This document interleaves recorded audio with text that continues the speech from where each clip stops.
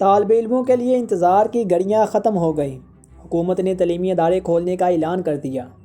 وفاقی وزیر تعلیم شفقت محمود نے ملک بھر میں تعلیمی ادارے کھولنے کا اعلان کرتے ہوئے کہا کہ 18 جنوری سے 9ویں سے 12ویں جماعت اور 25 جنوری سے پرائمری سے 8ویں جماعت تک اسکول کھولے جائیں گے۔ تفصیلات کے مطابق وزیر تعلیم شفقت محمود کی زیر صدارت بین الصوبائی وزرائے تعلیم کا اجلاس ہوا۔ اجلاس میں مشاورت کے بعد وزیر تعلیم شفقت محمود نے پریس کانفرنس کرتے ہوئے ملک بھر میں تعلیمی ادارے 3 مرحلوں میں کھولنے کا اعلان کر دیا۔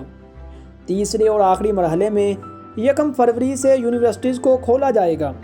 وزیر تعلیم کا کہنا تھا کہ حکومت کی اولین ترجیح بچوں کی صحت ہے۔ بچوں کی صحت پر کوئی بھی سمجھوتہ نہیں کیا جائے گا، لہٰذا 14 یا 15 جنوری کو دوبارہ اجلاس منعقد کیا جائے گا، جس میں ملک بھر میں کرونا وبا کا جائزہ لینے کے بعد ہی تعلیمی اداروں کو کھولنے کا حتمی فیصلہ کیا جائے گا۔